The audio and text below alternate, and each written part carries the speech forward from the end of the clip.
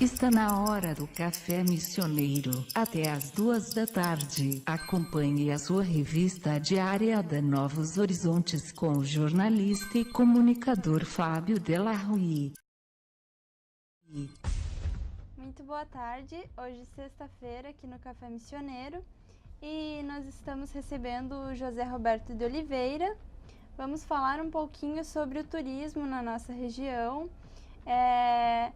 Durante essa semana, diversos representantes do IFAM, do Ministério do Turismo e das Relações Internacionais, a Unesco, estiveram visitando a região para falar um pouquinho sobre a valorização do patrimônio histórico nacional, que é a nossa região. Boa tarde, Zé, tudo bem? Tudo bem.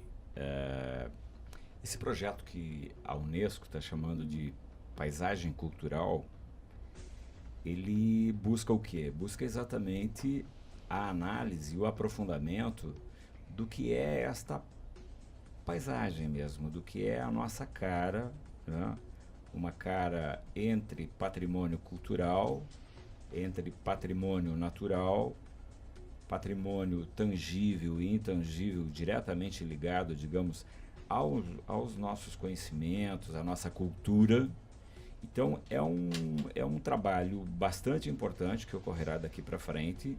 O lançamento foi já na segunda-feira e depois foram visitando os diversos pontos e também montando estratégias para o que vai ser esse projeto. É um projeto de mais de 3 milhões, de 3,7, né? 3 milhões e 700 mil reais, né? E que será usado esse dinheiro durante 3 anos, exatamente para produzir um grande projeto de desenvolvimento da região a partir desses patrimônios. Digamos, para a região das missões, o que para nós missioneiros, o que importa isso? Importa que nós somos temos um único patrimônio histórico-cultural da humanidade, a partir da história missioneira, e que está distribuída hoje num cenário de mais de 100 milhões de pessoas. 100 milhões de pessoas, sim. Do Rio de Janeiro para baixo, pegando São Paulo, Paraná, Santa Catarina, Rio Grande do Sul, Mato Grosso do Sul, nós temos um único patrimônio histórico-cultural da humanidade.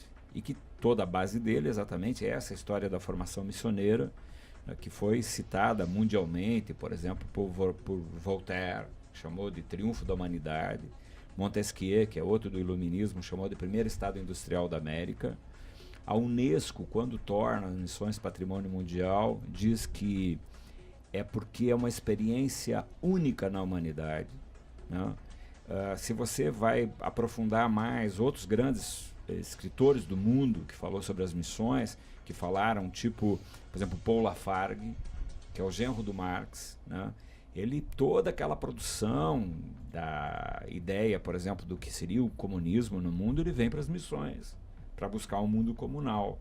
Kautsky, que é o precursor do socialismo no mundo, vem para as missões e busca as ideias, digamos, mais de uma sociedade integrada, uma sociedade comunal, onde todos viviam sem ter ricos nem pobres, tal, vem para cá. Não importa que a gente goste ou não dessas ideias, né? Mas imagina, por exemplo, se nós fomos elementos fundamentais para a Revolução Francesa.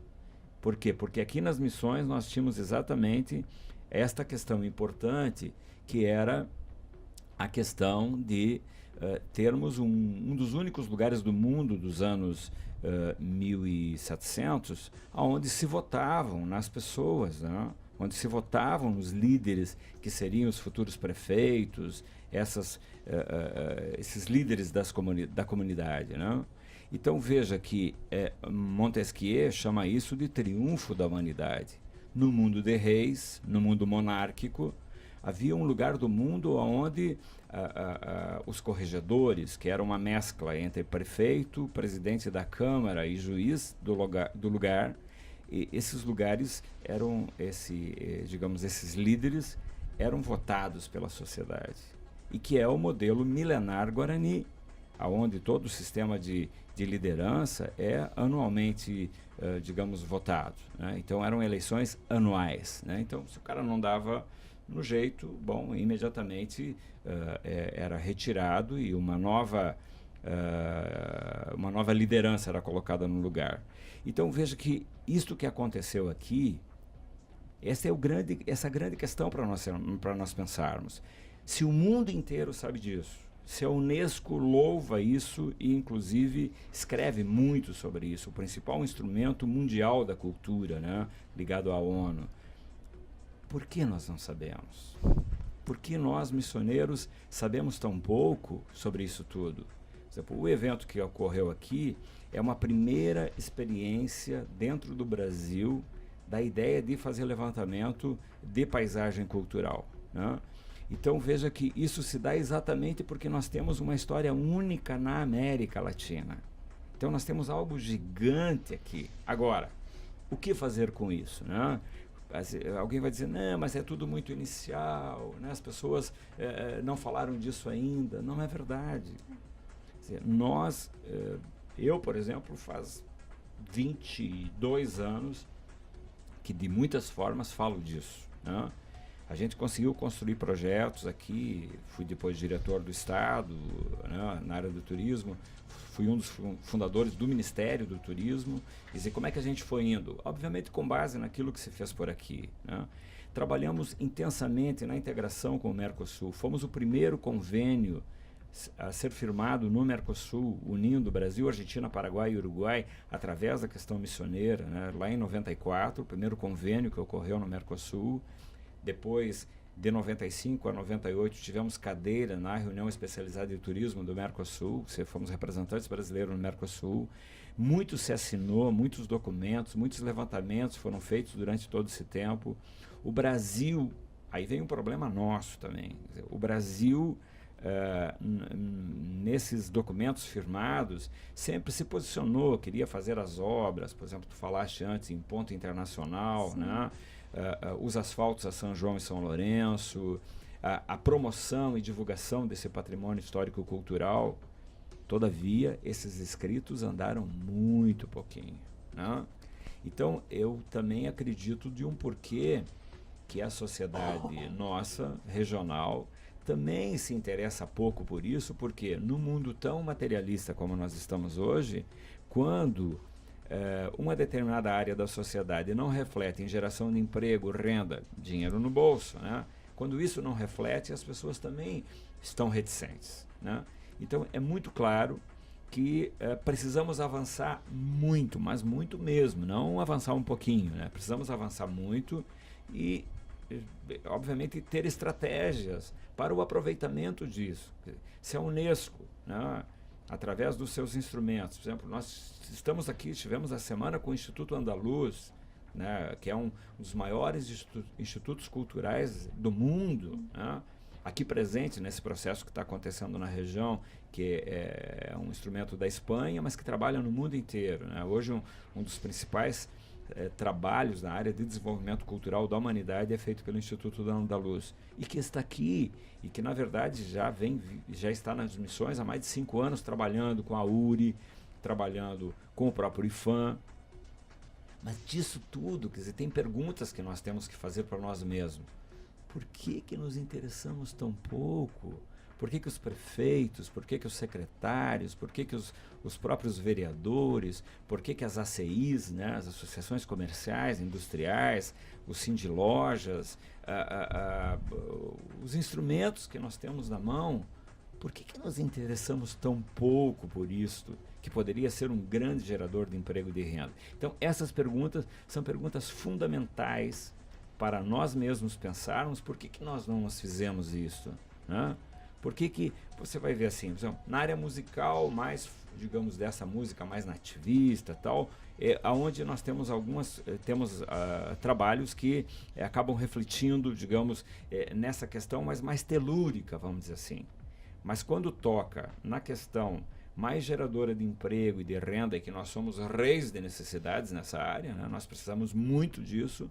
Por que isso não toca? Por que as pessoas não buscam isso? Então são perguntas que a gente deixa num programa como esse, como eu sei que nós somos ouvidos muito pela comunidade em geral, que a gente se pergunte, que as famílias se perguntem lá em casa, né? Que o professor pergunte na universidade, na escola, no ensino médio, ou mesmo até a 8ª série, por que eu não converso com os meus alunos sobre isso? Por que eu sei tão pouco sobre isto? Né? São perguntas que ficam no ar. Exato, porque na verdade o turismo parece que algo muito distante da nossa realidade e deveria ser tratado como prioridade, na verdade, para, como tu tinha falado, para geração de emprego, de desenvolvimento, tudo, né? Mas veja que esse tema do desenvolvimento, que é o nosso tema da sexta-feira aqui, né? Ele é um tema que parece não importar. Desgraçadamente, né? Parece que falar de geração de emprego, de renda, né? Você mede isso pelos orçamentos públicos da região. Você vai ver quanto tem nas secretarias de indústria e comércio, nas secretarias de turismo da região, quanto tem de dinheiro, ou mesmo nas secretarias de agricultura, né? Digamos, o tema desenvolvimento, né? A gente vai ver, é muito pouquinho. É umas coisicas, sim, é uns pingadinhos que tem, que dá para pagar o pessoal e uma outra açãozinha a mais. No turismo, então, chega a ser vergonhoso o dinheiro que se tem, né? Então, tem dinheiro na região? Até tem. Nós temos aí a Fundação Missões, né? E que tem uma capacidade, né, de fazer coisas, alguma capacidade. Agora, nós temos capacidades muito maiores, que é o quê? Fazer grandes projetos, levar a Brasília, levar a Porto Alegre, né? Amear dinheiro de outras fontes que não só as fontes locais. Por quê? Porque há uma obviedade que, por mais que a gente diga aqui, eu vejo assim que as pessoas até olham meio feio para mim quando eu digo isso. Nós somos a 2ª região mais pobre do Rio Grande. São 27 regiões do Rio Grande e nós somos a penúltima. Só ganhamos da região do Médio Alto Uruguai, aqui em cima, né? Onde as dificuldades lá são maiores do que as nossas. Muitas vezes se diz, não, mas a região da Pampa do Rio Grande é mais pobre, né? Lá eles têm um PIB menor porque tem muito menos gente do que aqui. Nós temos muito mais gente, ou seja, a nossa renda per capita aqui é muito menor. Então, me parece que isso seria natural que qualquer cidadão que esteja na atividade pública, que priorize a geração de emprego e de renda, né? Que a nossa juventude pudesse ficar aqui através de fontes, de novos projetos, de investimento público pesado na área de geração de emprego e de renda. Mas, todavia, voltamos à nossa crise fundamental, quer dizer, parece que isso não importa. Então, quer dizer, essa é a grande pergunta, né? Voltando à questão patrimonial. Por que com instrumentos tão importantes que o mundo está dizendo, quer dizer, veio para cá agora as principais pessoas que lidam com turismo, que estava aí também o pessoal, né, da Secretaria do Turismo do Estado, o patrimônio mundial que está aqui, quer dizer, é Unesco, é IFAM, é Ministério da Cultura, né, quer dizer, essa gente toda está de olho em nós, quer dizer, por que nós não estamos de olho em nós mesmos, né? Por que passa isso? Por que as pessoas, por exemplo, passam ali na frente da catedral ou em qualquer lugar aqui onde é que nós estamos, né? Aqui era uma horta do período jesuítico missioneiro, né? Por que a gente não presta atenção que mora gente aqui há 12 mil anos aqui nesse lugar, né? Por que a gente não sabe dessas coisas? E daí a gente vai ver que tudo foi feito para nós não sabermos. Por que nós ignoramos? Por que nós somos ignorantes perante a história nossa? Porque tudo foi feito para não saber. Porque quando eu falo lá de Voltaire, Montesquieu, está falando de 2 revolucionários da Revolução Francesa e que são as pessoas mais importantes que escreveram sobre nós, né? Quer dizer, bom, já esses malucos estão falando já de um povo diferente, de uma história diferente, né? Quando a Unesco diz, essa experiência é uma experiência única na humanidade, né? Única de quê? De mundo comunal, de pessoas vivendo comunalmente, né? Quando, por exemplo, o genro do Marx lá, que é o Paul Lafargue, quando o Kautsky, que é o precursor do socialismo, fala dessas coisas, quer dizer, tu já vê que tem umas coisas que muita gente não gosta, diz, esses caras vão falar de um troço aí que não é para falar, né? Então, sempre todos os sabidos sabiam o que se tratava missões. Então é por isso que nós não sabemos, porque sempre foi escondido de nós mesmos a experiência. Em 1829, quando chega volumetricamente mais gente portuguesa aqui na região, né? Tudo foi feito para esquecer aquelas construções que estavam ali. Na verdade, ao contrário, era para pegar aquelas pedras que estavam ali, construir as suas casas, mas não contar a história do passado. Porque desde muitas formas, desde 1609, aqui nessa região, havia uma história jesuítica guarani. Aqui, especificamente, a partir de 1626, né? E em Santo Ângelo, especificamente, a partir de 1706, 1707. Então, é uma história muito potente, que encantou a humanidade toda, que tem milhares e milhares e milhares de livros, artigos científicos, documentos internacionais, em Buenos Aires, em Madrid, na Espanha, em muitos lugares, né? Agora, tudo isso continua escondido de nós mesmos. As raras pessoas que querem contar essa história do ponto de vista, que é o ponto de vista que eu diria natural, que a humanidade vem contando, aqui há modificações para visões outras, né? Então, aprofundar essa história é fundamental. Agora, é preciso que nós queiramos fazer isso. Muito bem, vamos a um rápido intervalo e já voltamos. A melhor rádio do seu rádio. Estamos de volta com o Café Missioneiro com o jornalista e comunicador Fábio Della Rui. Voltamos ao Café Missioneiro e agora, nos encaminhando quase para o final do programa, o Zé gostaria de dar uma fechada nesse assunto, né? Concluir esse... Bom, nós aqui no intervalo discutimos isso e... né, as principais universidades do mundo estudam missões. Nós falávamos aqui sobre Florença, né, os italianos chamam de Firenze, né, onde é um dos lugares mais importantes da humanidade hoje que estudam essa questão cultural. Então, como lá, outros lugares, como em Paris, porque essas são perguntas, por que chegam tantos franceses aqui?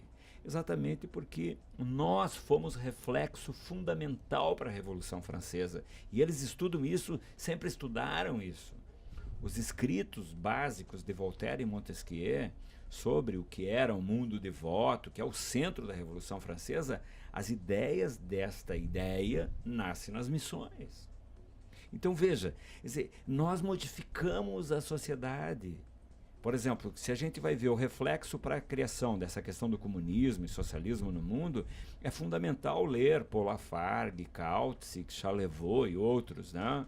O próprio padre Lugon, que escreve o República Comunista Cristã dos Guaranis, né? Então, daí quando você começa a observar isso, você vê que por que nós não sabemos? Porque isto mexe com verdades postas a partir de ideias mais miliquistas, né? De que não é para falar nessas coisas, né? Por exemplo, quando me chamam para que dissesse, quando eu escrevo meu livro sobre isso, o que você quer com isso, né? É o que isso? Isso demonstra muito claramente que nós, falando dessas coisas, estamos falando verdade, mas uma verdade que não pode ser falada. Nós temos que continuar falando de uma história de pedra, achando que a redução de Santo Ângelo Custódio é umas pedras que estão ali enterradas, como São Miguel é aquele conjunto de pedra um pouquinho mais barrocamente trabalhada, né? Ou assim qualquer um dos 30 povos, ou os 7 nossos aqui do Brasil, e mais os outros 23, os 15 que estão na Argentina e os 8 no Paraguai, que é tudo de um mundo comum só, né? Então, essas coisas todas, elas têm que refletir nas famílias, nas empresas, nas escolas, de todos os níveis, né? Na universidade, nas universidades, onde todos se perguntem essa maldita pergunta que eu faço e que eu sei a resposta, mas é bom que as pessoas pensem. Por que esta história que encantou a humanidade inteira, que traz nesta semana agora os maiores pensadores sobre patrimônio do mundo trazem para cá? Por que é que esses viventes vêm para cá? Por que é que eu não sei da minha história? Por que é que isto que poderia ser o maior gerador de emprego e de renda nosso continua silenciado? Quer dizer, essas perguntas têm que nos tocar, têm que mexer conosco, têm que mexer com as famílias, com os professores, com o debate sobre a sociedade que nós queremos, né? Por que nós não apostamos no desenvolvimento? Por que as prefeituras da região não têm em seus orçamentos dinheiros mínimos para desenvolver indústria, agroindústria, para desenvolver o setor do turismo, o setor geral de geração de emprego e de renda? Por que nós somos nulos nessa área? Preferimos ter dinheiro para o paternalismo e não para as áreas de desenvolvimento? Por que os nossos deputados, por que os nossos senadores não falam sobre essas coisas?